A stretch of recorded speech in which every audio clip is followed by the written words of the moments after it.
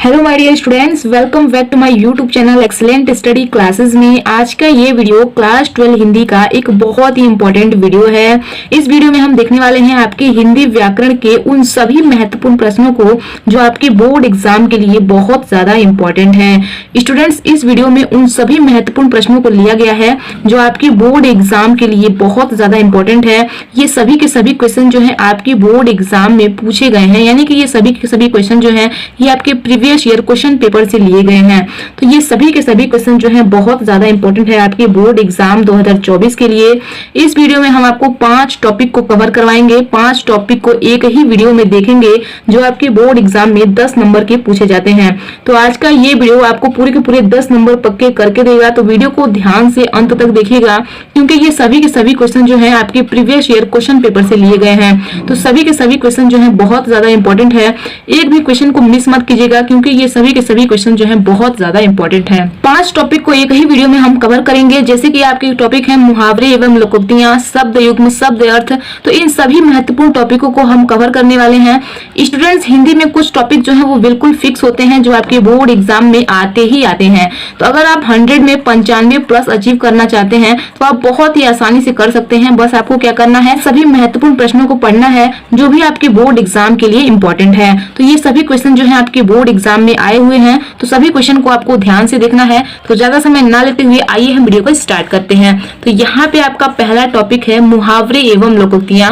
बहुत ज्यादा इंपॉर्टेंट है स्टूडेंट्स। ये क्वेश्चन जो है आपके बोर्ड एग्जाम में आए हुए हैं, और एक बार नहीं, ये क्वेश्चन जो है 3 से 4 बार आए हुए हैं। तो ऐसे में ये सभी के सभी क्वेश्चन जो है आपके लिए बहुत ज्यादा इंपॉर्टेंट है। तो एक भी क्वेश्चन को मिस मत कीजिएगा। तो यहाँ पे ध्यान दीजिए, आपका पहला टॉपिक है मुहावरे एवं लोकोक्तियां। तो ये आपके बोर्ड एग्जाम में प्रश्न कैसे पूछे जाते हैं मैंने आपको ऑलरेडी बता दिया है। अगर नहीं जानते हैं तो यहाँ पे जान लीजिए। जैसे आपकी बोर्ड एग्जाम में आपको प्रश्न दे दिया जाएगा, एक प्रश्न दिया रहेगा, उसका आपको अर्थ लिखना होगा और उसको आपको वाक्य में प्रयोग करना होगा। तो कैसे करेंगे, जैसे यहाँ पे ध्यान दीजिए, यहाँ पे आपको जो क्वेश्चन दिया गया है इसका आपको अर्थ लिखना है और इसको वाक्य में प्रयोग करना है। तो कैसे करेंगे, यहाँ पे ध्यान दीजिए। यहाँ पे क्वेश्चन है आंख दिखाना। तो आंख दिखाने का अर्थ क्या होगा, तो यहाँ पे आपको लिखना है। तो आंख दिखाने का अर्थ होगा धमकाना। तो यहाँ पे हम लिखेंगे धमकाना। ठीक है, ध्यान से समझिएगा, बहुत ज्यादा इंपॉर्टेंट है और बहुत ज्यादा आसान भी है।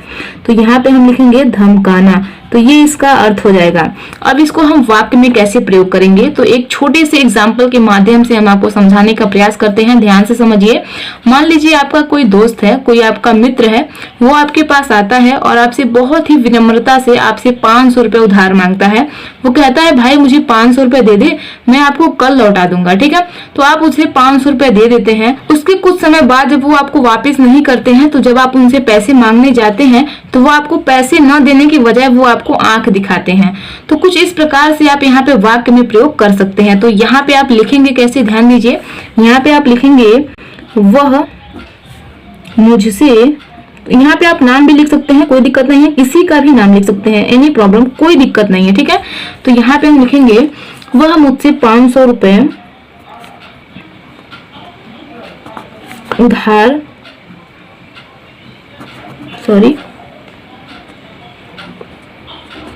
उधार तो बड़ी विनम्रता से मांग के ले गया। यहाँ पे लिखेंगे उधार बड़ी नम्रता से मांग कर ले गया। अब मैं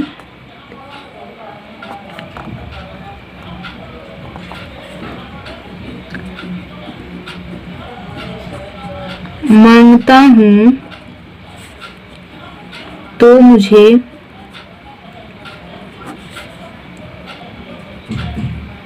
आंख दिखाता है।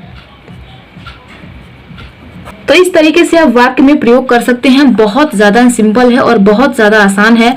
आपको बोर्ड एग्जाम में ऐसे ही क्वेश्चन देखने को मिलेंगे, आपको उसका अर्थ लिखना होगा और उसे वाक्य में प्रयोग करना होगा। तो बहुत ज्यादा सिंपल है, आप इसे बहुत ही आसानी से कर सकते हैं। बस आप कुछ क्वेश्चन को ध्यान से समझ लीजिए, आप बहुत ही आसानी से सभी क्वेश्चन को हल कर पाएंगे। तो यहाँ पे देखिए अगला क्वेश्चन क्या है। अगला क्वेश्चन है दाल में कुछ काला होना। तो दाल में कुछ काला होने का अर्थ क्या होगा, तो दाल में कुछ काला होने का अर्थ होता है गड़बड़ होना। यहाँ पे लिखेंगे हम गड़बड़ होना, तो यहाँ पे हम लिखेंगे गड़बड़ होना। दाल में कुछ काला होने का अर्थ है कुछ गड़बड़ होना। तो इसको हम वाक्य में कैसे प्रयोग करेंगे, जैसे मान लीजिए यहाँ पे हम कह सकते हैं तुम रात भर सड़कों पर इधर से उधर घूमते रहते हो, जरूर कुछ दाल में काला है। जैसे मान लीजिए कोई चोर होते हैं, वह रात को सड़कों पर इधर से उधर घूमते हैं चोरी करने के लिए, क्योंकि रात में सभी लोग सो जाते हैं और चोर जो है वो रात को ही चोरी करते हैं।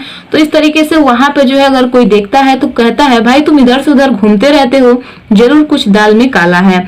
तो यहाँ पे आप ऐसे वाक्य में इसे प्रयोग कर सकते हैं। तो यहाँ पे हम लिखेंगे तुम रात भर सड़कों पर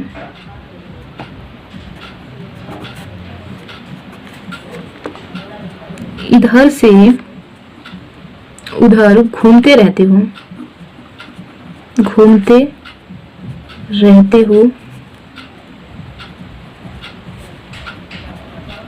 जरूर कुछ दाल में काला है, जरूर कुछ दाल में काला है। तो इस तरीके से आप वाक्य में प्रयोग कर सकते हैं। बहुत ही सिंपल है, आप इसे अपने शब्दों में वाक्य में प्रयोग कर सकते हैं, बहुत ही आसान है। ठीक है, तो इस तरीके से आपको वाक्य में प्रयोग करना होता है। अब चलिए अगला क्वेश्चन देखते हैं। अगला क्वेश्चन जो है बहुत ज्यादा इंपॉर्टेंट है ये भी, और बहुत ज्यादा आसान भी है। तो क्वेश्चन है आपका 9 2 11 होना। 9 2 11 होना ये आप लोग कहीं सुने भी होंगे। 9 2 11 का अर्थ होता है भाग जाना। तो यहाँ पे हम लिखेंगे भाग जाना। तो इस तरीके से हम लिखेंगे भाग जाना, और इसे हम वाक्य में कैसे प्रयोग करेंगे, तो यहाँ पे हम वाक्य में प्रयोग करेंगे चोर पुलिस को देखते ही 9 2 11 हो जाते हैं। यानी कि चोर जो होते हैं वह पुलिस को देखते ही भाग जाते हैं, यानी कि 9 2 11 हो जाते हैं। तो यहाँ पे हम लिखेंगे चोर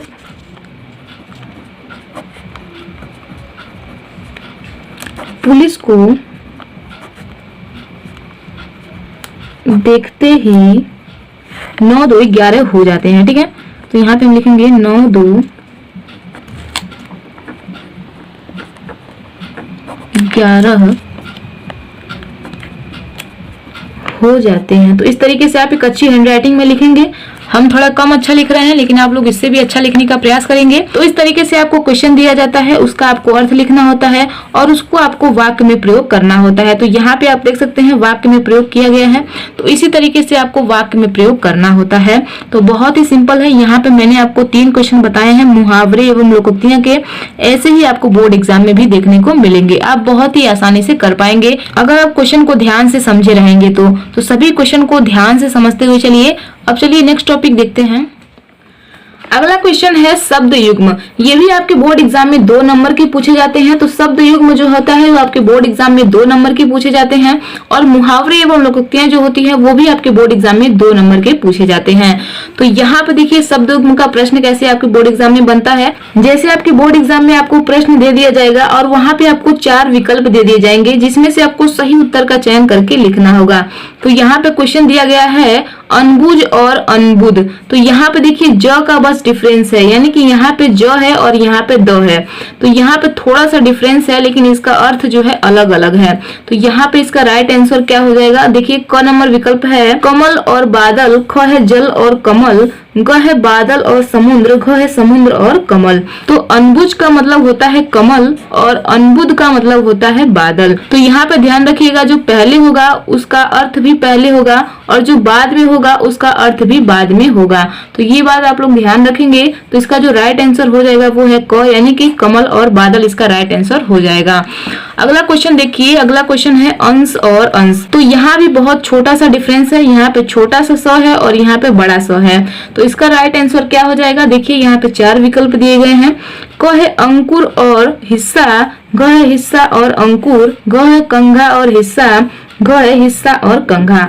तो इसका जो राइट आंसर हो जाएगा, यहाँ पे ध्यान दीजिए, अंश का मतलब होता है कंघा और इस अंश का मतलब होता है हिस्सा। तो इसका जो राइट आंसर हो जाएगा वो है आपका ग, यानी कि कंघा और हिस्सा। तो ये इसका राइट आंसर है। अब अगला क्वेश्चन देखते हैं। अगला क्वेश्चन है, ये सभी के सभी क्वेश्चन जो है आपके बोर्ड एग्जाम में आए हुए हैं। ये सभी क्वेश्चन आपके प्रीवियस ईयर क्वेश्चन से लिए गए हैं। तो सभी के सभी क्वेश्चन जो है बहुत ज्यादा इंपॉर्टेंट है। सभी क्वेश्चन को ध्यान से समझते हुए चलिए। क्वेश्चन है नियत और और नियति। तो इसका राइट आंसर क्या हो जाएगा? क है निश्चित और भाग्य, ख है आदत और भाग्य, ग है प्रकृति और गणना, घ है आदत और गणना। तो इसका राइट आंसर हो जाएगा आपका क यानी कि निश्चित और भाग्य, ये इसका राइट आंसर है। तो यहाँ पे मैंने आपको शब्द युग्म के 3 क्वेश्चन बताए हैं जो कि बहुत ज्यादा इंपॉर्टेंट है। ये सभी के सभी क्वेश्चन जो है आपके बोर्ड एग्जाम के पेपर से लिए गए हैं। जितने भी प्रीवियस ईयर के क्वेश्चन पेपर हैं उनमें से ये आपके क्वेश्चन लिए गए हैं। तो मैंने यहाँ पे 3 ही क्वेश्चन लिया है आपको समझाने के लिए, बताने के लिए। तो ये सभी क्वेश्चन जो है बहुत ज्यादा इंपॉर्टेंट है, तो इसको आप तैयार करेंगे। अब चलिए अगला टॉपिक देखते हैं। अगला टॉपिक है आपका शब्द अर्थ। तो शब्द अर्थ जो है आपको एक शब्द के 2 अर्थ लिखने होते हैं। जैसा कि आप यहाँ पे देख सकते हैं कपि, तो कपि शब्द का आपको अर्थ लिखना होगा। तो यहाँ पे इसका अर्थ हो जाएगा बंदर। क्या हो जाएगा? इसका हो जाएगा बंदर और इसका अर्थ हो जाएगा हाथी। ठीक है, तो ये इसका अर्थ हो जाएगा। और क्या हो जाएगा? और सूर्य हो जाएगा। तो इसको हम और किन किन नामों से जानते हैं कपि को? तो बंदर, हाथी और सूर्य के नाम से जानते हैं। आपको अपने बोर्ड एग्जाम में एक शब्द के 2 ही अर्थ लिखने होते हैं। तो मैं यहाँ पे आपको 3 बता रही हूँ, 2 तो कम से कम आप लोग याद ही रखेंगे। ठीक है, तो यहाँ पे आप समझ सकते हैं। अगला देखिए, अगला है द्विज। तो द्विज का क्या अर्थ होगा? तो द्विज का आपका हो जाएगा पक्षी। क्या हो जाएगा? ये हो जाएगा आपका पंछी। और क्या हो जाएगा? और हो जाएगा चंद्रमा। तो इस तरीके से यहाँ पे हो जाएगा चंद्रमा। और क्या हो जाएगा? और हो जाएगा यहाँ पे दांत। तो इस तरीके से आप समझ सकते हैं। तो द्विज को हम किन किन नामों से जानते हैं? पंछी, चंद्रमा और दांत। बहुत ज्यादा सिंपल है। अगर आप ध्यान से समझे रहेंगे ना तो आप हिंदी में बहुत ही अच्छे मार्क्स अचीव कर सकते हैं, क्योंकि हिंदी जो है एक स्कोरिंग सब्जेक्ट होता है। इसमें कुछ टॉपिक बिल्कुल पहले से फिक्स होते हैं कि यही टॉपिक आपके बोर्ड एग्जाम में आएंगे। तो यहाँ पे आपको सभी इंपॉर्टेंट क्वेश्चन को पढ़ना है। जितने भी क्वेश्चन हमारे द्वारा प्रोवाइड किए जाते हैं उन सभी क्वेश्चन को आपको तैयार करने हैं। अब चलिए अगला क्वेश्चन देखते हैं। अगला क्वेश्चन है आपका चपला। चपला को और किन किन शब्दों से हम जानते हैं? तो इसको हम जानते हैं लक्ष्मी। ठीक है, क्या हो जाएगा? लक्ष्मी। और हो जाएगा आपका बिजली, ये हो जाएगा आपका बिजली। और हो जाएगा आपका स्त्री। ठीक है, तो ये चपला को हम इन नामों से जानते हैं। तो ध्यान रखिएगा, आपके बोर्ड एग्जाम में 2 ही पूछे जाते हैं। मैं यहाँ पे आपको 3 बता रही हूँ, तो 2 तो कम से कम आप लोग याद ही रखेंगे। ठीक है, तो ये हो गया आपका शब्द अर्थ। अब चलिए हम नेक्स्ट टॉपिक देखते हैं। ये भी आपके बोर्ड एग्जाम में 2 नंबर के पूछे जाते हैं। अब चलिए हम नेक्स्ट टॉपिक देखते हैं। नेक्स्ट टॉपिक है आपका अनेक शब्दों के लिए एक शब्द। तो अनेक शब्दों के लिए आपको एक शब्द लिखने होते हैं। ये भी आपके बोर्ड एग्जाम में 2 नंबर के पूछे जाते हैं। तो यहाँ पे आपको अनेक शब्दों के लिए एक शब्द लिखने होते हैं। आपको अपने बोर्ड एग्जाम में कुछ शब्द दे दिए जाएंगे, उसको आपको एक शब्द में लिखने होंगे। तो जैसे कि यहाँ पे आप प्रश्न देख सकते हैं, जिसने इंद्रियों को जीत लिया हो, यानी कि जिसने इंद्रियों को जीत लिया हो उसे हम एक शब्द में क्या कहेंगे? उसे हम एक शब्द में कहेंगे जितेंद्रिय। क्या कहेंगे? उसे हम एक शब्द में कहेंगे जितेंद्रिय। तो बहुत ही ज्यादा सिंपल है, इस तरीके से आप लिख सकते हैं। मतलब जो इंद्रियों को जीत लिया हो उसे हम एक शब्द में जितेंद्रिय कहेंगे। तो ध्यान रखिएगा। अगला क्वेश्चन है जिसके समान दूसरा न हो, यानी कि जो विश्व में इकलौता हो, जो विश्व में अकेला हो, यानी कि एकमात्र ही हो, उसे हम क्या कहेंगे? यानी कि जिसका कोई दूसरा ना हो, वह एक ही हो, यानी कि वह सिंगल पीस हो, तो उसको हम क्या कहेंगे? उसे हम कहेंगे अद्वितीय। क्या कहेंगे? उसको हम अद्वितीय कहेंगे, अद्वितीय। ठीक है, तो इस तरीके से हम लिखेंगे जिसके समान दूसरा न हो, यानी कि जिसके बराबर कोई हो ही ना, जिसकी तरह कोई है ही नहीं, उसको हम क्या कहेंगे? उसको हम अद्वितीय कहेंगे। तो इस तरीके से आप देखेंगे। ऐसे ही अगला देखिए, जानने की इच्छा रखने वाला, यानी कि जो बहुत ज्यादा जानने की इच्छा रखते हैं उन्हें हम क्या कहेंगे? जैसे बहुत सारे विद्यार्थी जो हैं वो जानने के लिए बहुत ज्यादा इच्छा रखते हैं, यानी कि वो जानने के लिए बहुत ज्यादा उत्सुक होते हैं, उन्हें हम क्या कहेंगे? हालांकि ये अच्छा भी है, जानने के लिए हमें उत्सुकता रखनी चाहिए, हमें नई नई चीजों को सीखना चाहिए, नई नई चीजों को जानना चाहिए, तो यह जरूरी भी है। तो जानने की इच्छा रखने वाले को हम एक शब्द में क्या कहेंगे? तो जानने की इच्छा रखने वाले को हम एक शब्द में जिज्ञासु कहेंगे। क्या कहेंगे? एक शब्द में हम उसे जिज्ञासु कहेंगे। तो इस तरीके से हम यहाँ पर लिखेंगे। तो ये है आपके 3 क्वेश्चन अनेक शब्दों के लिए एक शब्द, जो कि बहुत ज्यादा इंपॉर्टेंट, ये आपके बोर्ड एग्जाम में आए हुए हैं। तो इस तरीके से आप यहाँ पे समझ सकते हैं। अब चलिए हम लास्ट टॉपिक देखते हैं, यानी कि ये आपका लास्ट टॉपिक है, 5वां टॉपिक है ये वाक्य संशोधन। जो कि आपके बोर्ड एग्जाम में बहुत ही आसानी से आप इसे सॉल्व कर सकते हैं। ये भी आपके बोर्ड एग्जाम में 2 नंबर के पूछे जाते हैं। वहां पे आपको कुछ वाक्य दे दिए रहेंगे, उसमें कुछ त्रुटियां रहेगी, उसको आपको संशोधित करना होगा, यानी कि सुधार करना होगा। उसमें छोटी छोटी ही त्रुटियां देखने को मिलती हैं जिसे आप बहुत ही आसानी से सॉल्व कर सकते हैं। तो बहुत ज्यादा टेंशन नहीं लेना है कि कैसे करेंगे, बहुत ज्यादा आसान होता है। तो यहाँ पे आप लिखेंगे, क्वेश्चन है पुराने बातों को भूल जाओ। तो पुराने बातों को भूल जाओ, तो इसमें क्या त्रुटि नजर आ रही है आप यहाँ पे देख सकते हैं। पुराने बातों को भूल जाओ, यहाँ पे रहेगा पुरानी बातों को भूल जाओ। तो यहाँ पे हम लिखेंगे पुरानी बातों को भूल जाओ। ठीक है, तो इस तरीके से हम लिखेंगे। ऐसी ही छोटी छोटी त्रुटियां आपको देखने को मिलेंगी जिसे आपको सुधारना होगा और आपके 2 नंबर जो है बिल्कुल फिक्स हो जाएंगे। तो इसी तरीके से आपको करना होता है। ऐसे ही अगला क्वेश्चन देखिए। अगला क्वेश्चन है गुड़ का स्वाद मधुर मीठा है। तो यहाँ पे गुड़ का स्वाद जो है मधुर मीठा है, यहाँ पे मधुर नहीं रहेगा तभी चलेगा। तो यहाँ पे गुड़ का स्वाद जो है वो मीठा है। कैसा है? गुड़ का स्वाद तो मीठा ही होता है। तो यहाँ पे हम लिखेंगे गुड़ का स्वाद मीठा है। तो इस तरीके से हम लिखेंगे कि गुड़ का स्वाद जो है वो मीठा है। तो ऐसे ही आपको छोटी छोटी त्रुटियां ही देखने को मिलेंगी। ऐसे ही अगला क्वेश्चन समझिए। अगला क्वेश्चन है तुम तो कुर्सी में बैठे हैं। यहाँ पे कुछ अजीब नहीं लग रहा है? आप खुद यहाँ पर नोटिस करिए, क्वेश्चन को ध्यान से पढ़िए। तुम तो कुर्सी में बैठे हैं, तो यहाँ पे साफ गलती नजर आ रही है कि गलती कहाँ पे है। तो यहाँ पे आप देख सकते हैं गलती कहाँ पे है। तो यहाँ पे हम लिखेंगे तुम तो कुर्सी पर बैठे हो। तो यहाँ पे हम लिखेंगे तुम तो